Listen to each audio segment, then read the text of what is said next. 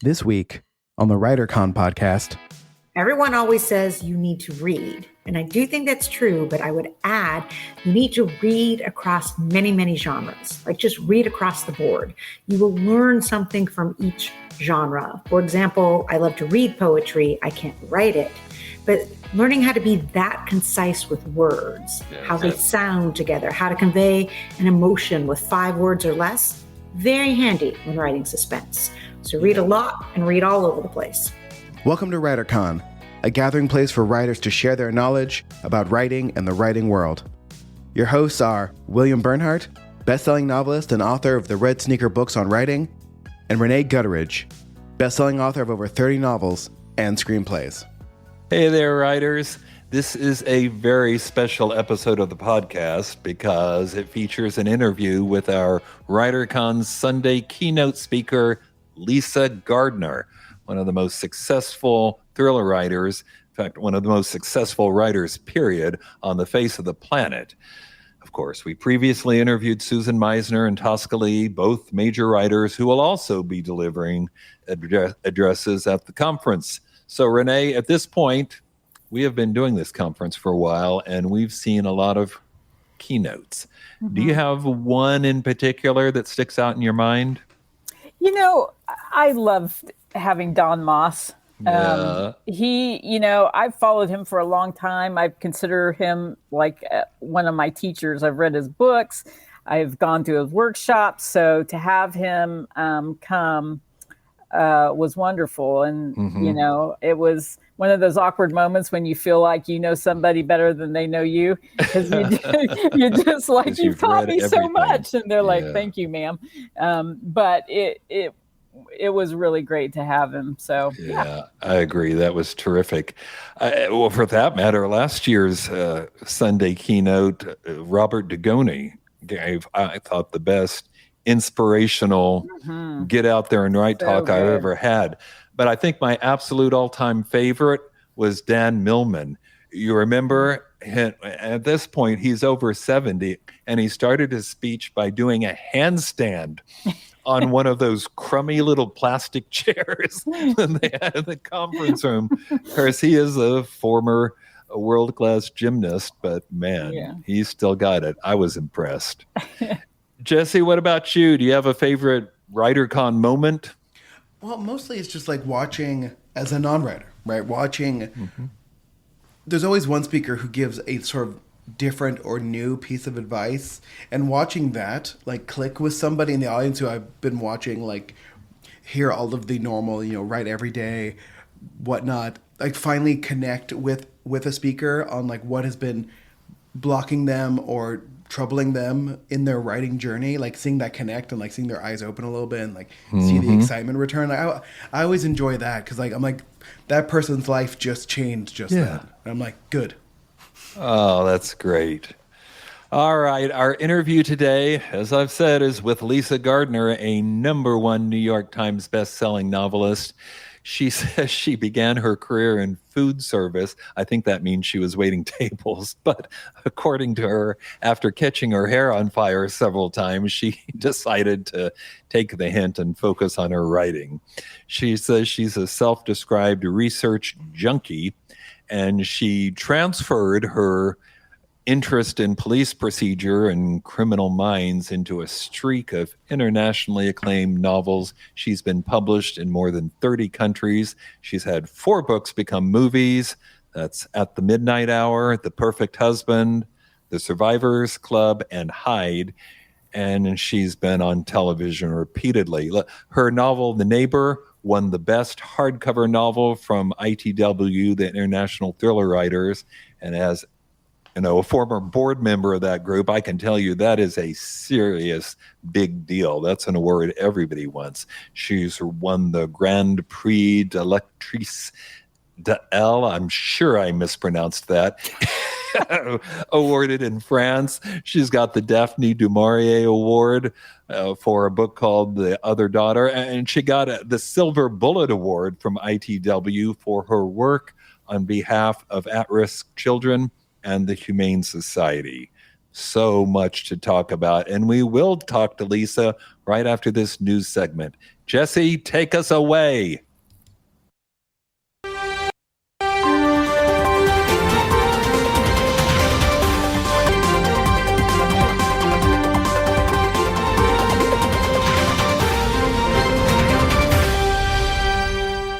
First news item, there is a new Harlequin imprint which has been directly inspired by TikTok. These are romances, of course, but this new line, which is called Afterglow, will be targeting the under 35 romance reader. They're building on TikTok's hashtag spicy talk content, which, in case you didn't know, is for spicy romances, which have become a boom industry this year. Spicy romance, I mean, I'm not an expert, but I think that falls somewhere between your typical category romance and erotica, sort of straddling in the middle. But anyway, they're going to release 2 trade paperback titles a month starting in January. The editor, Stacy Boyd, says, and I quote, "Afterglow is that feeling after a beautiful moment, achievement, or experience. It takes readers to the happy part of life. It's timeless, positive, and rings true for the characters in these books," end quote. I don't know. We know that the romance sector is the most popular genre by a significant margin. Rene, should we all just give up and start writing romance novels? No. Okay, that was direct. I like that. That's my final answer. Is that all? That's all. Can you expand? I mean, I think I'd be really bad at it because even my wife doesn't think I'm very romantic, but I'm sure you could pull it off, right? I once wrote a romance, and my editor had to address the fact that it was not romancy enough with a letter to me. And to also, she suggested I lean into the wisdom of my co-writer, a male, who had written the screenplay, and see if I could get any tips from him. So, Wow. yeah, I don't think I'm the one to write the next romance. And, you know, it's okay to have a bustling genre, but not everybody reads that. So we gotta serve the other readers. Right. Romance can't be more than, 56% of, or something like that, of all genre fiction. It's hard to believe it's that big, but anyway, okay, go ahead. Yeah, and the spicy romance, I heard about that for the first time on the WriterCon cruise. We had, of course, an agent with us, Amy Brewer, who was wonderful, and she started talking, and she could even go into some of the subcategories, and boy, it was an eye-opener. Yeah. And it all is due to TikTok. Jesse, how can TikTok be so influential? I don't know. It's very frustrating. No, that's Renee's answer. I know. I'm in Renee's camp here. I will say the "Is it spicy?" became one of my favorite inside jokes of that cruise, though, because I would just ask everybody, "But is it spicy?" So, you think this is going to last? Is TikTok or Book Talk going to hang?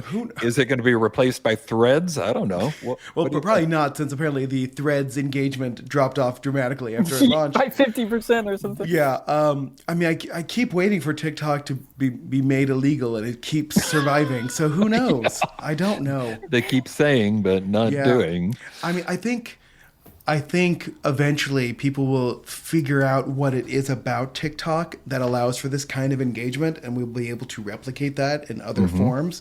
But until then, apparently it's TikTok. So, if you're trying to get your book out there, find someone who knows how to make TikToks. It's not me.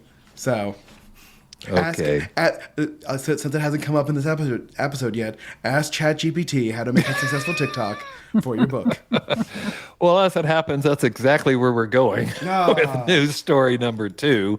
We reported several weeks, but last week we talked about the open letter from authors saying basically stop stealing our stuff. Some authors have filed a class action lawsuit. But just a few days ago, we heard that the Associated Press has actually struck a deal with one of these companies, OpenAI. It's a 2-year agreement to share access to AP's news content dating back to 1985. That's a huge amount of content. And in exchange, AP gets, you think I'm going to say money, but no, they get access to OpenAI's technology and product expertise. Nobody's exactly sure what that means, but we assume they're getting something. Maybe this shouldn't be surprising because historically, the Associated Press was one of the first major national news organizations to use automation technology in its news reports. For about a decade ago, they started automating first corporate earnings reports, and it just grew from there, local sporting events, and now they're using automation in some parts of the news gathering and production process. Rene, you think this is a step forward for authors in AI? I don't know. I don't even know how. I have no idea. There it is. So we were weird. waiting to hear you say. Well, I have no idea. Well, I didn't. I'm glad I'm not the only one that doesn't understand exactly what the AP is getting. But yeah, I mean, it's unfortunate because honestly, like the AP was always like who you look to check the news, right? To get the real deal. To get the real deal. So. I mean, it's like they're kind of selling out in a sense, it feels like, but I don't exactly understand it all. So it's hard to know like how much is AI, how much is human, how many reporters are involved. But the AP was always the gold standard in my book. And so I don't understand what this all means. So. Yeah, well, I mean, they're trying to get them to stop scraping the internet and authors' work to feed their program. But I don't know, Jesse, will this end OpenAI data scraping? I mean, no. But right.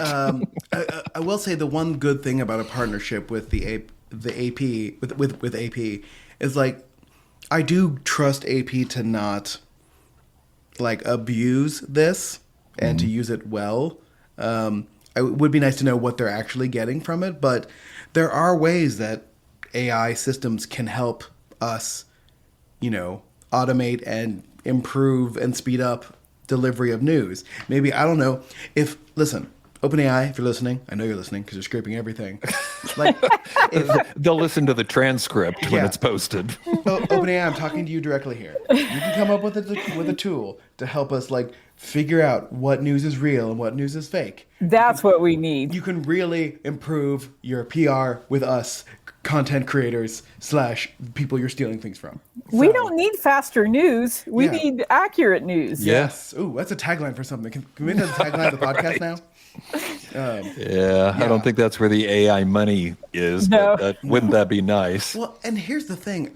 Maybe someone has a report on this and I haven't seen it, but how are these AI people making money is my question. Because it costs a lot of money to come up with these models and these, whatever you want to call them, massive computers. And no one, like ChatGPT will charge you, but also most people use the free version. So where is the money coming from?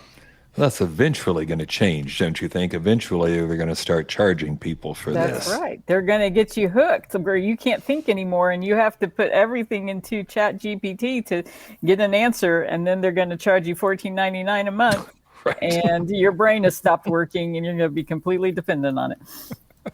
Like, what am I having for breakfast today, AI? Tell me. Wow.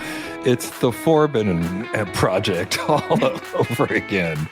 All right, Jesse, on that happy note, let's get out of the news, cue up the music. Let's talk to Lisa Gardner.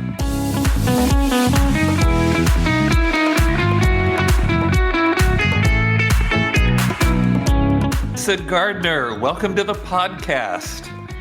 Thank you. It's a pleasure to be here this evening.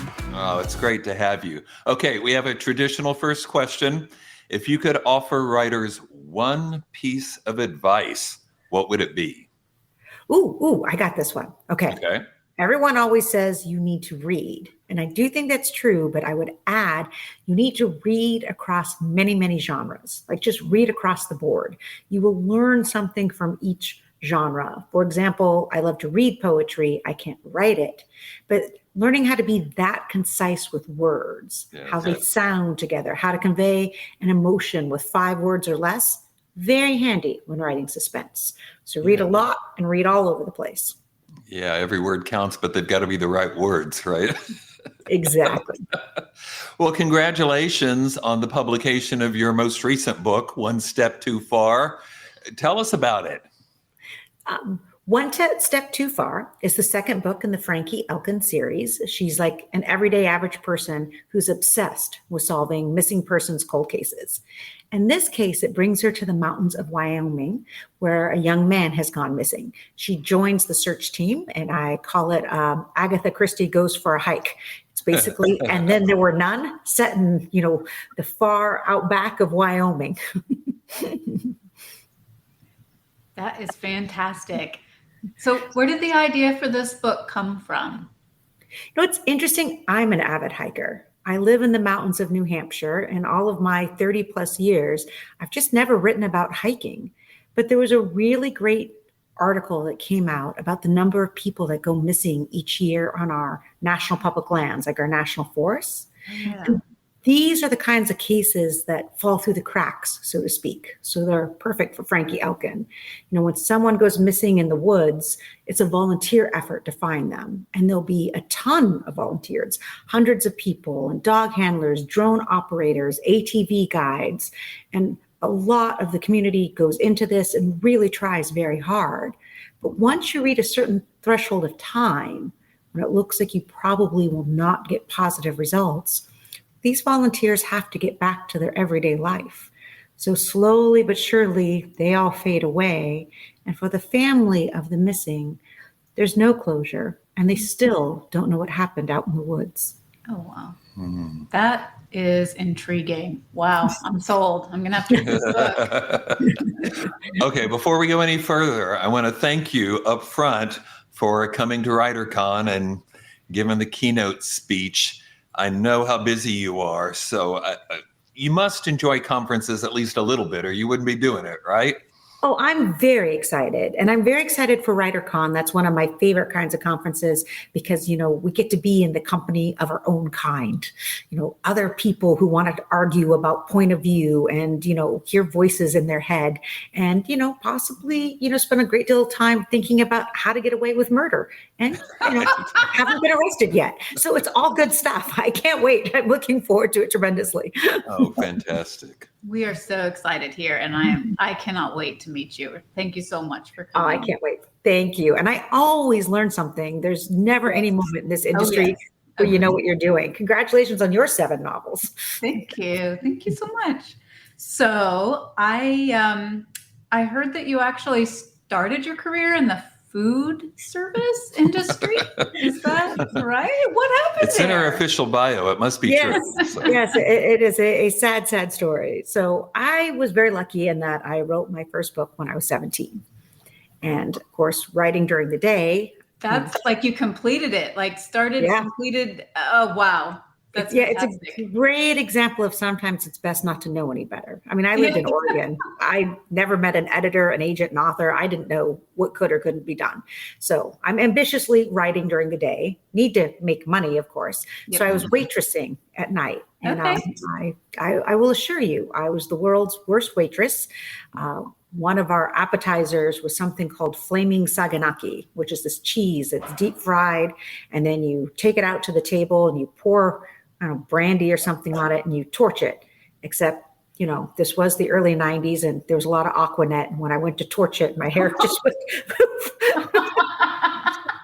Oh, no. So I flipped the flaming cheese onto the ground and caught the carpet on fire. I did have the good sense to beat it out.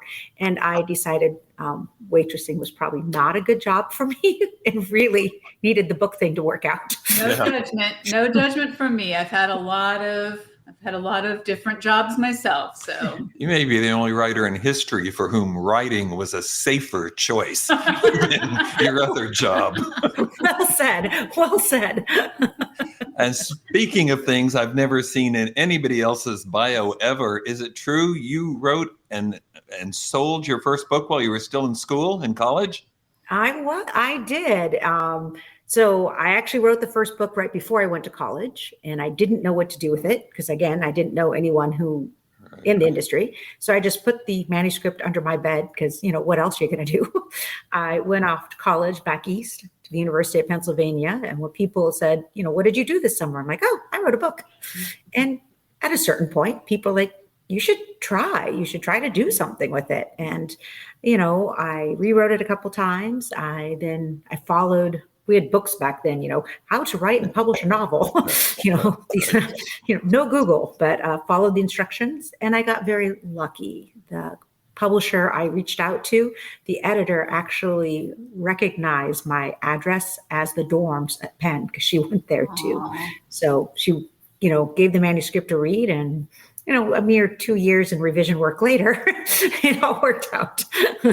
Thank you for saying that, because I think it's important that first-time writers hear about what a very lengthy revision process that first novel might initially take as we are learning that process. So thank you for that. Yes. I got a 20-page single-spaced revision letter. I actually cried. Wow. But I learned a lot, and I ate a lot of brownies. Good for you.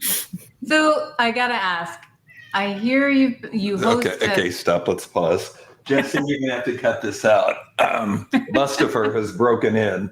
Can you set him outside the door and really shut the door this time? Oh, poor renegade kitty. I will always make cuts for on the cats. podcast, but Hey, Mustafa. He's a handsome devil. Yeah. That'll make great outtake footage. Oh yeah, I'm gonna say that. The cats of WriterCon. Yeah, that's right. yeah, like that. There we go. Okay. Well, what's gonna make a great edit is like I'm gonna disappear right when you guys start again, so that's what I'll know exactly when to make the cut. So, all right. Okay, take it from that last question, I think, Laura. Yes. Okay. So I need to know more about this. I hear that you host an online contest called Kill a Friend, Maim a Buddy. Am I getting that right? What is that about? So when I set up my website many, many moons ago, my agent was like, you need to offer a reader something they can't get anywhere else. Mm-hmm. I'm like, the books, but of course they can get the books many places. And I'm like, well, I can offer them the opportunity to die. Possible. In my very first thriller, The Perfect Husband, I was working then as a business consultant, and I was very frustrated. So many of the bosses who made me work late and weekends possibly died in the making of The Perfect Husband. And I found that very therapeutic. I thought other people might as well. That's a nice, healthy way to get rid of that. Yes. It's been a lot of fun. There's people who nominate themselves. So yes, you go to the website. It's an easy enough thing to do. You can only nominate yourself once, but other people can. Last year's winner, she had 30 members of her family all submitting their name. It's meant to be a lot of fun. One year it was a wife she said it was her husband. I'm like, I don't want to end up in court over this. No, he's really excited. He's hoping he's a badass. And I'm like, okay. I love it. That's terrific. Your books are called or described as psychological thrillers, but also sometimes I've seen some of them called romantic suspense. Don't you have someone telling you? I mean, I get the advice, pick a genre and stick with it. Do you not hear that so much, or how are you juggling that? Well, I don't like to overthink the labels, I'll be honest. I'm always writing suspense. Mm-hmm. So there's always going to be some kind of crime. But I've also been around 30 years. So when I first started out, it was the FBI Profilers. So it was the straight up, incredibly violent thriller. But, 10 years of that later, I got more into domestic suspense, which I think has a tendency to be a lot more psychological, wondering about the person you think you love most in the world, but maybe now you should fear the most. Some books, I think a relationship makes a great deal of sense. And so there's a romantic element. Some books, it's not right for that. You're right. You have to be somewhat consistent within a genre, but I think suspense is a big enough umbrella. There's plenty of space to move around within that umbrella. Series characters and series books are very popular. In fact, I think I'm speaking on this subject at WriterCon now that I think about it, but it should be you because you've got, am I right, like 5 different series? I'm terribly confused on the issue. You are correct. What draws you to that kind of fiction? I'm the non-series series writer. I never planned any of them. So I'm never sure if I'm the best or worst person to talk about this. The Perfect Husband, my first breakout thriller, that book that 10 years later made me, an overnight success, had an FBI profiler in it because, it's a serial killer book. Well, at the end of that, I wrote a different standalone book. But then my publisher came back to me and they're like, everyone likes that Pierce Quincy. Maybe you could do another Pierce Quincy book. I'm like, I think I could. I have an idea that would work. And then it's like, maybe I could do one more. I have an idea that works. But then I came up with a crime that would actually be a Boston cop. So I left him behind and I did Detective D.D. Warren, except then I had an idea that needed an FBI profiler. And you get the gist of how this all worked out. So none of them are actually published consecutively. That would be way too simple for me or my readers. But I think it's worked out. Yeah. I'm trying to write books where you will love the characters and you'll want to follow them. And it's just, which character is it at the moment? Right. Whose turn is it? Yeah, whose turn is it? You have called yourself a research junkie. Does this mean you actually enjoy your research? She said incredulously. Does that mean you actually enjoy research? Honest, hands down, I think it's the best part of being a thriller writer. Nice. People like to talk to us because they think we're authors and we have a cool job. You know this well, Laura. We type all day. There's not even really a good workday story to share with your family at dinner time. You're absolutely right. I typed, then I deleted it. Then I typed, then I deleted it. Then I read it 5 times. Yeah. Then I had some chocolate. So the opportunity to talk to people who have really cool jobs, to go to the body farm, to work with a search and rescue dog canine unit, I read an article one day in a magazine about real life tracking in law enforcement and kind of the whole point that everyone thinks we have drones and technology, but you still need old fashioned boots on the ground tracking. I liked it so much. I emailed the guy who wrote it and I was like, can you teach me fugitive tracking? And he did. And it was so much fun. Wow. Well, I like when we're on trips and I use that for research purposes. If I know that I want to set a book someplace. So I suppose I enjoy that when we're traveling. Absolutely. Okay, you open this interview by giving some great writing advice. Now we'll flip it, and I'm going to ask, what's the worst piece of writing advice you've ever received or heard? Oh, that's a good one. Geez. I think when you start out, I still think one of the things that helped me the most was I just didn't know better, and neither did my family. My whole family teaches math and engineering. They just thought this was kind of crazy, but harmless. So whatever. Yes, Harmless. Me too. There she goes, writing a book again. Yeah. It was interesting when I joined my first writing group, all of a sudden it's doom and gloom. Oh, this is really hard. Oh, editors don't want new writers. Oh, you'll never get an agent. Oh, the midlist has collapsed. You will never make it in this business. You got to cut that all out. It was weird because I was already published when I joined these groups, and it really, really knocked the wind out of my sails. It was like all the reasons we can't succeed in that.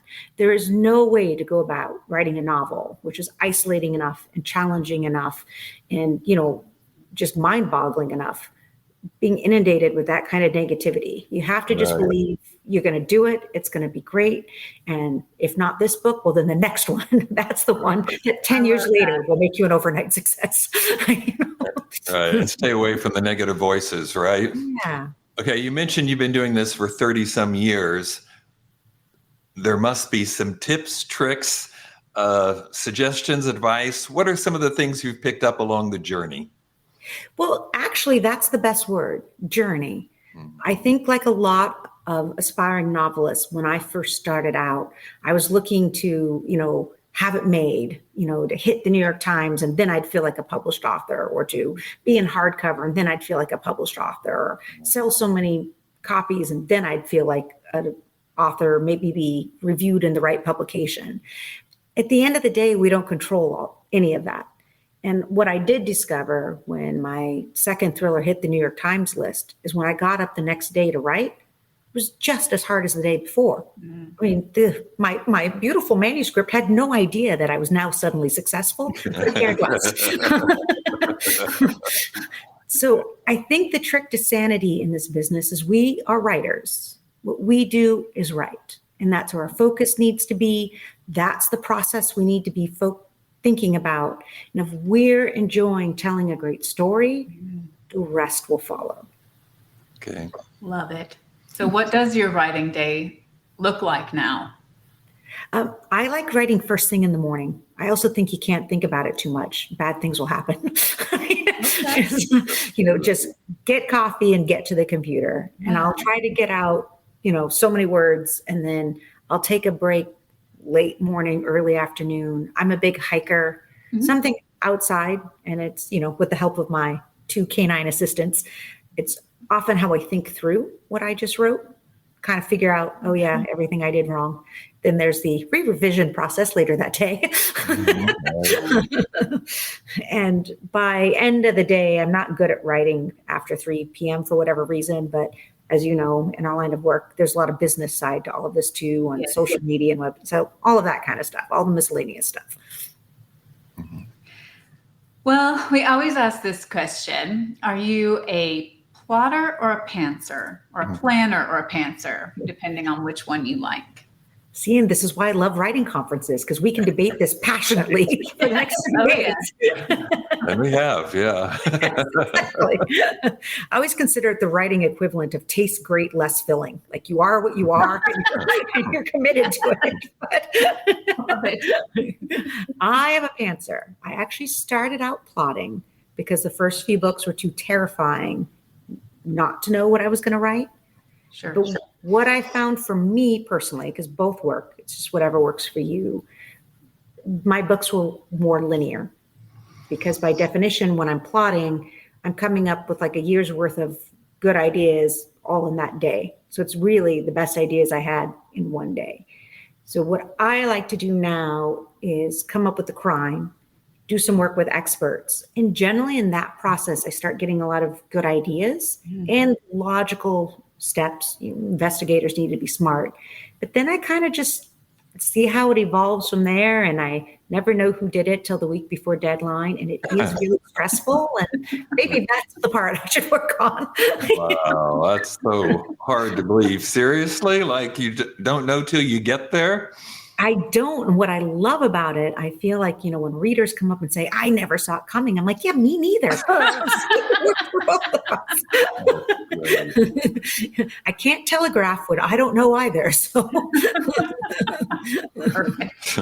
That's awesome. All right. We mentioned this great book that's most recent. What's coming up next? What are you writing next? So I'm working on, I actually just finished the next Frankie Elkin book that'll be out in March of 2024. Still See You Everywhere. It was fun to hear you talk about Location, Laura, because last year I had the opportunity to go to this remote atoll in the Pacific called Palmyra. It's not populated at all. There's just a research crew doing ecological reclamation. They're working on repair of coral reefs. And it was so isolated. Like they don't like it if you have your appendix isolated, because it'll be 3 days to get you a medical evac. Oh. It, of course, is the natural place to commit murder. I mean, come on. It is just begging for it. So that will be the next book. It'll come out in March of next year. Well, that's so topical, too. The coral reefs are in the news even now. Oceans warming, and they're worried about it in Florida. Anyway. Yeah. It sounds good. I'm intrigued. Sounds terrific. Hey, Lisa, thanks so much for being on the podcast. Oh, thank you so much, William. And we'll see you in just a few weeks in Oklahoma City at WriterCon. I can't wait. Looking forward to it. Thank you. You too. Thanks. Bye-bye. Just a few parting words. Rene, you got a new webinar, don't you? Yeah, we've partnered with writingmomentum.com, which of course is one of our partners with WriterCon. And we put together a conference prep workshop. So if you are new to conferences or you just want to refresh on how you can get most prepared, go to writingmomentum.com. It'll be on that landing page, and it's free. And it also comes with a PDF of list of things you want to make sure that you are bringing. So really great resource. That's terrific resource. So check out that and then come to WriterCon and hear more from Lisa Gardner and a host of other successful writers. That's September 1 through 4, which is Labor Day weekend in Oklahoma City. We've got not just Lisa, but in addition to that fantastic keynote speaker, we have dozens of other best-selling authors, a terrific roster of agents, really the biggest and best we've ever had, includes movie, TV agents and books and publishers. And we've got a bunch of author, assistants, people who specialize in marketing or publicity or author photographs or whatever you need, contests, manuscript reviews, private consultations, and a great author photo for free. I mean, at WriterCon, we do it all. So for more information, visit our website, which is writercon.com. All right. Until next time, keep writing. And remember, you cannot fail if you refuse to quit. See you next time.